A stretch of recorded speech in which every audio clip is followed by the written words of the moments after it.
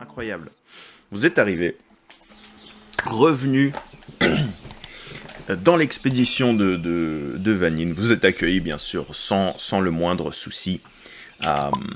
Et donc, Vanine vous accueille avec un grand sourire. Rebonjour, les amis. Est-ce que vous avez potassé un petit peu la proposition que je vous ai faite la veille de vous joindre à nous pour la gloire, pour le progrès académique et la science. Toujours aussi imbu de sa personne. Toujours aussi fier et comment. Ouais. Alors que c'est un petit mage, quoi. Ces petits crin-crin tout chétif, pas du tout impressionnant. On en est tous là. Enfin, nous serions pas ici, sinon. Ouais. Certes, très bien. En vous joignant à notre expédition, bien entendu, vous acceptez des missions dangereuses. Hein. Il vous fait un petit spiel de recrutement. C'est pas du tout nécessaire parce que vous avez déjà décidé de faire ce qu'il y avait à faire, mais il vous fait quand même un petit spiel. En mode mercenaire, mais vous ferez progresser la culture, blablabla, mais ouais, il y a des risques à prendre, vous serez rémunéré, bien entendu.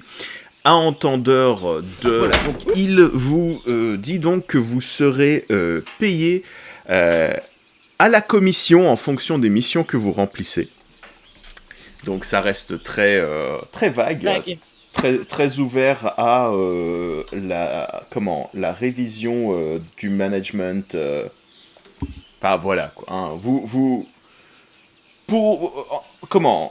en gros vous êtes des intérimaires. C'est l'idée. Yendorn, tu fais un petit coucou. L'elfette te fait un coucou. L'autre mage qui t'avait remarqué Brontosora auparavant piquer le briquet te fait un petit clin d'œil avec un sourire et avec un petit coup d'œil vers l'elfette qui est concentré sur Yendorn. Itril, pour le moment, il y a rien qui se passe. Mais voilà, donc Vanine vous fait votre spiel. Quelle est votre réaction ? Les fournitures pour les missions, est-ce qu'elles sont fournies ? Vous avez effectivement accès au stock de l'expédition qui n'est pas illimité, qui peut être rempli en dépensant bien sûr les fonds de l'expédition qui eux-mêmes ne sont pas illimités. Donc vous avez accès au stock, mais soyons francs, vous ne pourrez jamais embarquer l'entièreté du stock avec vous lors de l'une ou l'autre mission. Alors, mais on n'est pas des rapaces. J'ai déjà eu affaire à certains aventuriers qui avaient une notion bien particulière de l'idée du risque et du donnant-donnant. Voilà. Ouais, donc vous êtes sur le jugement, super. Il faut bien qu'on puisse remplir notre banane. Hein. Compter des dragons dans des mines anciennes, ça me paraît être un risque assez élevé en même temps. Je ne savais pas qu'il y avait un dragon dans ces mines, mais j'en suis fort heureux au nom de la science. Si j'avais su, bien entendu, vous auriez eu accès à des effectifs plus élevés. Oui. Est-ce que je peux jeter un coup d'œil quand même sur les contrats, voir les clauses en petits caractères? Oh, bien sûr, Chostelin. Mais enfin, Chostelin, pas de ça. Colcrom, pas de ça entre nous, voyons. Nous sommes des amis de longue date. C'est quoi cette histoire de Colcrom? Ça fait plusieurs fois que j'entends ça, ça commence à m'énerver. C'est quoi cette histoire? Vanine regarde Itril, non, mais... puis Chostelin, et... Ah, tu ne leur as pas expliqué d'où tu viens, Colcrom? Juste tes en origines. Détail. C'est pas une grande importance. C'est du passé. Loin de moi l'idée d'empiéter sur les plates-bandes d'un illustre collègue de l'Académie de Veritas, mais oui, Colcrom a certaines origines. Je lui laisse bien sûr le libre droit de les Oui, expliquer. on en reparlera aussi. Le malaise. Un petit peu, ouais, tout à fait. Ouais. Il est... Bon, est-ce qu'on va voir ces contrats, ces documents Tout à fait, je suppose, si tu insistes, si tu insistes. Donc il te passe une liasse de paplards que tu peux du coup observer à ta guise. Il faudrait que tu me fasses un petit jet d'estimation, je suppose, pour voir ce qu'il en est. Et entre-temps, Vanine, du coup, les amis, si vous allez collaborer avec nous, bien sûr, il faut que je vous présente au chef de notre sécurité. Et donc, il fait un sifflement. Donc, et vous voyez à une tête, une belle tignasse blonde qui dépasse de la colline. Vanine qui fait un geste de la main en mode descend. Et du coup, cette tête-là qui apparaît, qui dévale la colline d'un pied avec un petit nuage de fumée très stylé, la belle chevelure dorée dans l'air, et qui vient se présenter à vous avec un petit geste de la main. Et donc, attendez, je vous montre, hein, j'ai préparé, tac, hop, montrez à tout le monde ce beau monsieur-là. Eh ben, oh, monsieur. Donc, alors, par contre, il ne dit rien. Mais il fait un petit geste en mode au rapport, il cogne son poing sur son torse. Et Vanine qui reprend la parole. Voilà, je vous présente Sif, notre chef de la garde. Il n'est pas très loquace. En général, il communique avec des petits messages sur papier. Et là, vous avez... Ah, là, vous avez le petit flèche. Ah, d'accord. Oui, c'était bien lui, effectivement. Donc, ce beau monsieur qui vous regarde, chacun à votre tour. Vanine qui lui exprime donc Sif, ces 4 aventuriers vont à partir de maintenant collaborer avec nous dans nos efforts. Chacun, il vous regarde dans les yeux, il vous évalue quand même, il vous regarde de haut en bas pour un petit peu voir ce qu'il en est, avec quoi il travaille. Et à chacun d'entre vous, il fait un petit signe de la tête. Et il s'attarde un petit peu plus du regard sur Ythril quand même. Pas dans son évaluation de Ythril, mais juste en regardant dans ses yeux. Il y a un petit moment comme ça, pour les autres, qui est très légèrement malaisant. Et puis il passe à autre chose. Voilà. Ythril, tu n'es pas sans remarquer que ce monsieur est doté d'un certain charme. Pas dégueulasse, quoi. C'est pas un elfe. C'est pas un elfe, c'est un humain. Un humain rugueux comme ça, tu sais, genre acteur hollywoodien, un petit peu à la Tom Cruise, tu vois.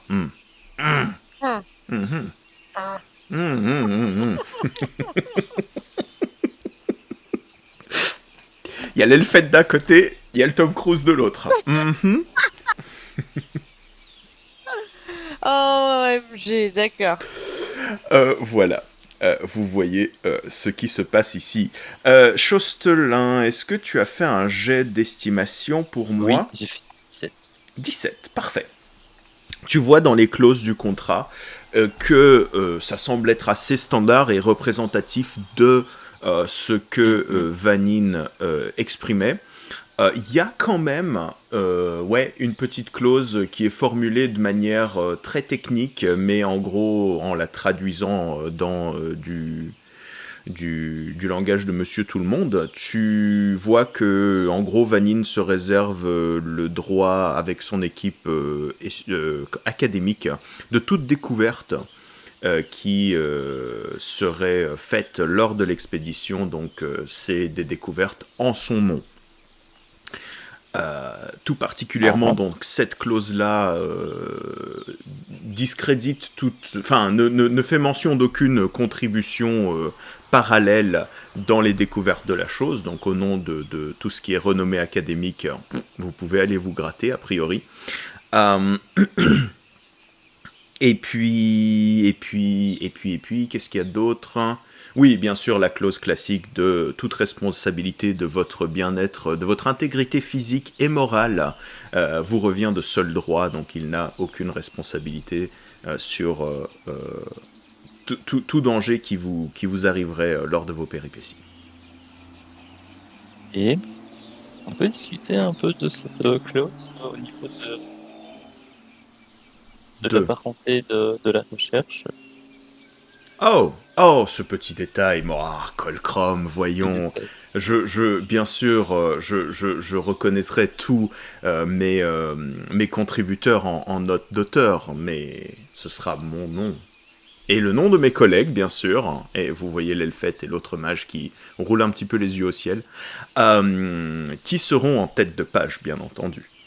Mais vous serez tous reconnus dans les notes et dans les remerciements de notre publication, bien entendu. Je vais le rajouter dans le contrat. C'est pour ça maintenant, comme ça c'est fait. Tu vois que ta proposition, tu sais, vraiment, il y a une lutte interne, une lutte intestine qui se fait en lui, et puis... Ok, on peut faire un nouveau contrat un petit peu spécial où je vous garantis de vous inclure dans les notes. Parfait. Voilà.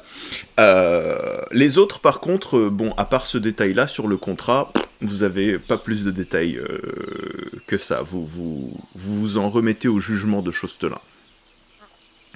Oui, parce qu'à ce rythme-là, en fait, l'expédition seule, ça revient au même, quoi. Parce que si il n'y a rien qui nous inclut dedans, pourquoi on est là? Enfin, voilà. Il y a un peu de ça, ouais, tout à fait. Servir de chair à canon. Il y a un petit peu de ça. Oui, voilà, c'est ça. On est un peu les dindons de la farce, quoi. Après, certains peuvent avoir des intérêts autres que monétaires, de prestige, avec le groupe qu'on a actuellement ici, plutôt social, je dirais. Tout à fait. Vous ne savez pas, mais dans les notes de bas de page, effectivement, Yendorn a un certain intérêt, vu qu'il pourrait aller dans l'Académie des Mages. Ça peut être un intérêt personnel. Chostelin, très probablement, a un intérêt académique dans la chose, quand même, au moins parallèle. Brontosaura et Trill, là... Ça semblerait être plus le fric, mais... Non, des contacts pour trouver des beaux trésors. Ah oui, très juste, effectivement. Oui. C'est vrai que tu te dis, l'Académie des Mages, les artefacts... Et tu repenses au petit briquet dans ta poche, qui déjà est une belle petite trouvaille. C'est vrai. Très beau raisonnement. Itril, peut-être des interrogations sur tes origines et sur tes pouvoirs qui pourraient... Ouais.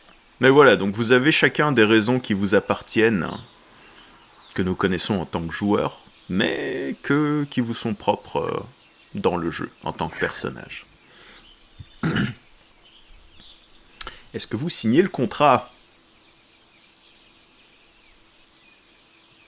Après l'avoir bien lu, ouais. Et l'avoir refait surtout. Oui.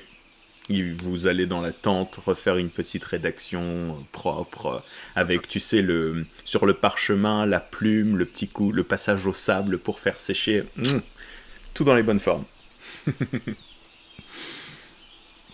Bien.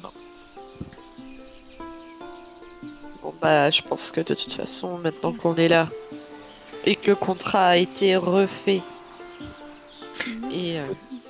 vérifié par les soins de Chostelin. Ouais. Vanine revient quand même sur une chose que... Dame Naine, vous aviez parlé de la banane, et il va sans dire que votre banane sera toujours remplie avec nous. Toujours. Donc ça met quand même un truc tangible sur la quantité de fonds que vous pouvez prendre. Vous pouvez toujours remplir votre banane.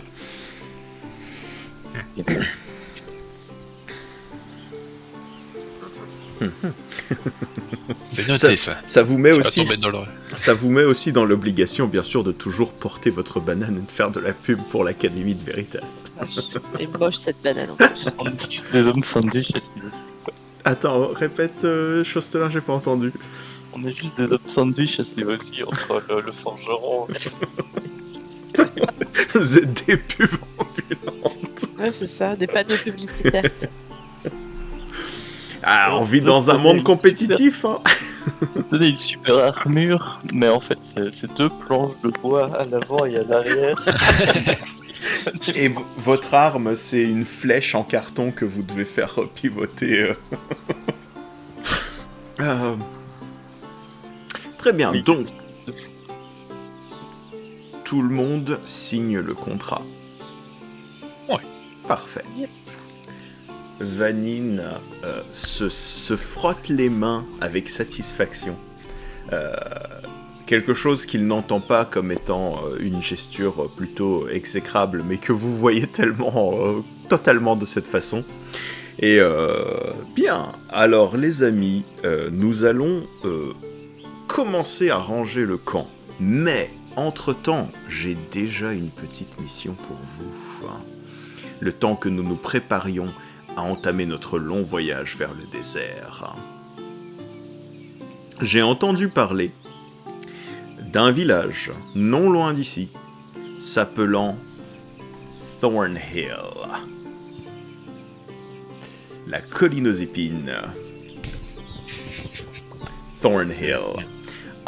Et donc, il semblerait qu'il y ait une situation plutôt particulière dans ce village. Je n'en sais pas bien plus, mais quelque chose se trame là-bas, je le sens. Mon âme d'académicien me le dit. Et nous avons aussi accueilli un jeune homme qui semblait totalement paniqué et pas du tout dans ses états d'âme, qui nous a demandé de venir investiguer. C'est une tâche que je vous remets avec satisfaction. L'illustre prestige d'aller voir ce qu'il s'y trame. C'est très vague, hein. En quoi c'est un lien avec notre mission actuelle? Le lien étant que... Il semblerait, ce jeune homme paniqué qui n'arrivait pas très bien à aligner 2 phrases, nous a fait savoir que les gens avaient subitement commencé à changer de comportement. Sans la moindre explication. Du jour au lendemain. Ça a commencé avec une personne, mais ça s'est très vite propagé. Et l'académicien que je suis n'est pas sans savoir que ce genre de choses n'arrive pas sans raison. Serait-ce là potentiellement un effet d'une migration d'espèces magiques quelconque ? Je ne sais pas. Mais vous allez le découvrir pour nous. Et ça commence. Tout à fait. C'est des plantes bizarres dans l'eau. Vous avez un guide pour nous mener jusque-là? Est-ce que l'un de vous nous accompagnerait?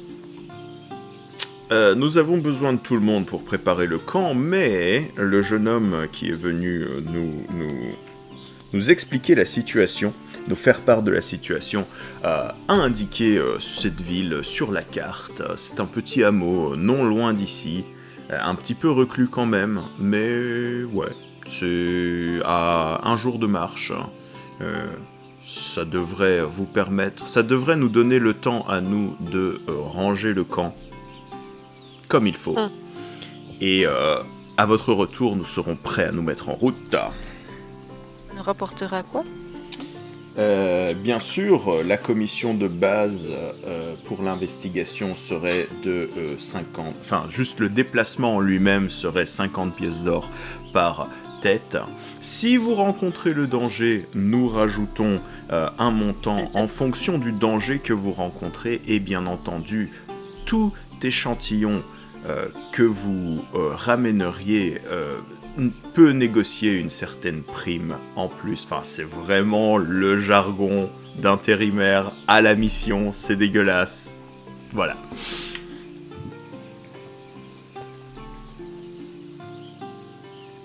Ben, allons-y. On dit De toute non. façon, on n'a pas le choix. Vous êtes un petit peu...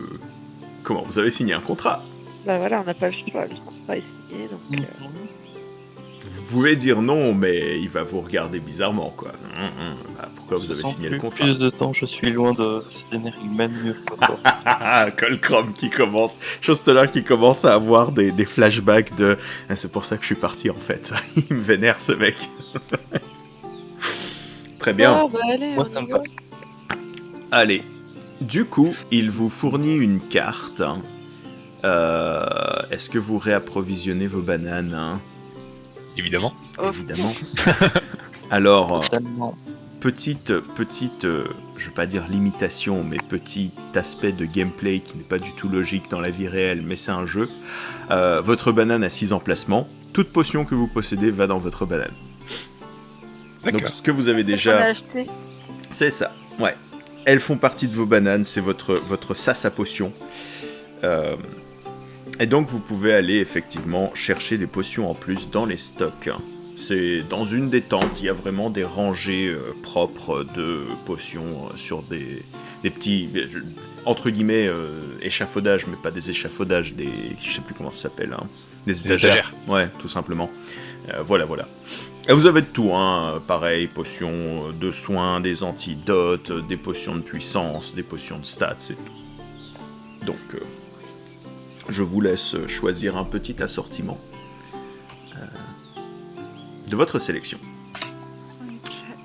Yendorn, tu as toujours ta situation, ton petit mal qui t'afflige. Est-ce que tu essayes de faire quelque chose par rapport à ça, le communiquer? Oui, je pensais aller voir, essayer d'aller voir l'elfette, voir si la dague lui disait quelque chose et lui montrer le bout de mes doigts qui commence à devenir des petits arbustes. Tout à fait. Edouard. Je Donc- s'appelle Groot. C'était pas dans cet esprit-là que c'était dit, mais il y a un petit quelque chose, effectivement.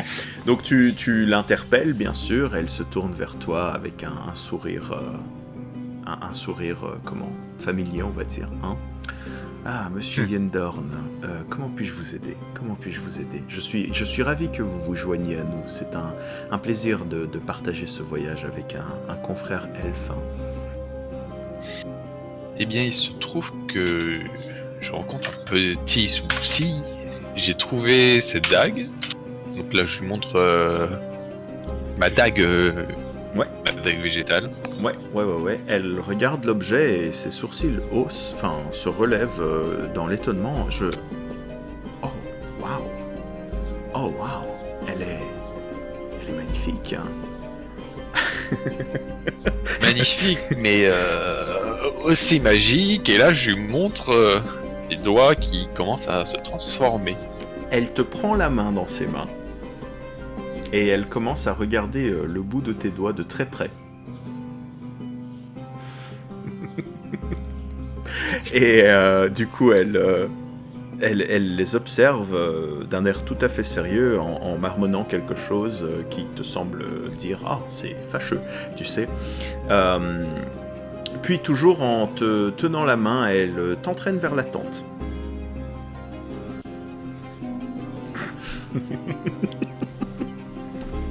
Voilà. Donc, une fois dans la tente, les autres, vous voyez ça, vous dites « Ok, bon, très bien. » Une fois dans la tente, du coup, elle te demande « Puis-je prendre votre dague en main ?»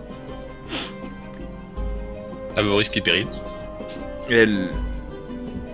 Elle s'arrête un moment dans son geste pour prendre la dague et ouais, effectivement, elle va chercher quelque chose sur sa table, elle revient avec pas des gants mais un linceul que tu sens clairement être magique et elle enroule la dague dedans qu'elle va poser sur la table. Elle fait ensuite quelques recherches. Enfin, tu sens qu'elle se concentre, qu'il y a une aura magique, etc. qui se passe. Ça prend un petit moment. Et elle se retourne vers toi. D'un air désolé. Malheureusement, l'enchantement de cette dague n'est rien que je connaisse et rien que je comprenne, que je sache déchiffrer. Ceci dit, je peux vous dire une chose, elle n'est clairement pas maudite, malgré ce qui vous arrive. Elle semble plutôt être un enchantement qui fait rentrer en symbiose la personne à laquelle cette dague se lie. Et donc, elle a un air désolé, et tant que vous êtes lié à cette dague, il semblerait que la transformation qui a commencé dans vos doigts se poursuive. Le petit bémol ici, c'est que ne sachant pas identifier véritablement la nature réelle de cet enchantement, je ne peux pas le briser. Mais D'accord. il est certain que d'illustres intellects de l'Académie de Veritas sauront vous aider une fois que nous y serons retournés. Et elle reprend la dague, cette fois-ci sans linceul, elle est liée à vous de toute façon, donc moi je ne risque rien, mais je vous la rends, elle vous appartient de droit, elle est à vous d'une manière que peu de choses peuvent l'être. D'accord. Bon, ouais, très bien. Voilà. Malheureusement, tu n'en sais pas plus pour le moment, sauf que, bon, t'as quand même une idée un petit peu plus de ce qui se passe, quoi. Tu ne lui as pas parlé de tes rêves, de tes visions. Mais bon, ça peut être pour une autre fois. Voilà, les amis, donc, vous êtes bien, là. Vous êtes prêts à vous remettre en route, n'est-ce pas? Vous avez rempli votre banane? Bah ouais. Parfait. Oui. Alors, évidemment, jamais sans ma banane. Je laisse le soin à l'un d'entre vous de me faire un petit D3 pour pour choisir votre destin. Qui endosse cette responsabilité? J'ai pas fait des super bons. Faut faire un D3 pour pouvoir savoir qui on doit cette responsabilité. Ce serait un D4 pour aller. Oui. Qui va être responsable? Je peux bien sûr être la main du destin ici. On va dans l'ordre. Du coup, c'est Brontosaura. Oh, non. Vas-y, fais-moi un petit D3, Brontosaura. J'ai eu aussi. C'est un 1 de nouveau. Très bien.